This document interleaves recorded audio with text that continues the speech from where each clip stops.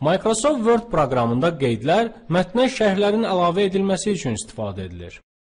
Redaktor hazırladığınız sənədi redaktə etdiyi zaman hər hansı bir fikri tam anlamadıqda, əlavələrin edilməsinə gərək duyduqda və ya səhvlərin düzəldilməsi üçün sənədi sizə geri qaytardıqda, ona məhz mətndə hansı yerlərdə bu cür düzəlişlərin aparılması üçün sənədə qeydlər əlavə edə bilər və yaxud hazırladığınız sənədin daha maraqlı olması üçün qeydlər də əlavə edə bilərsiniz.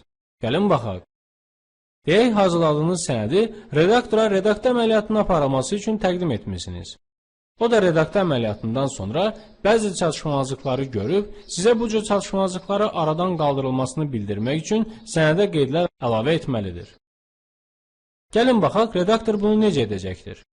Məsələn, deyək qarşımızdakı sənəddə siyahı vardır və bu siyahının bəndlərinin rəqəmləri fərqli rəngdədir və sizə bunu dəyişməyinizi bildirmək üçün qeyd yazmalıdır. O bu siyahını seçərək Review bölməsindən New Comments əmrini verir və əlavə edilmiş qeyddə sizə fikrini tam çatdırmaq üçün mətni daxil edir. Məsələn, deyək.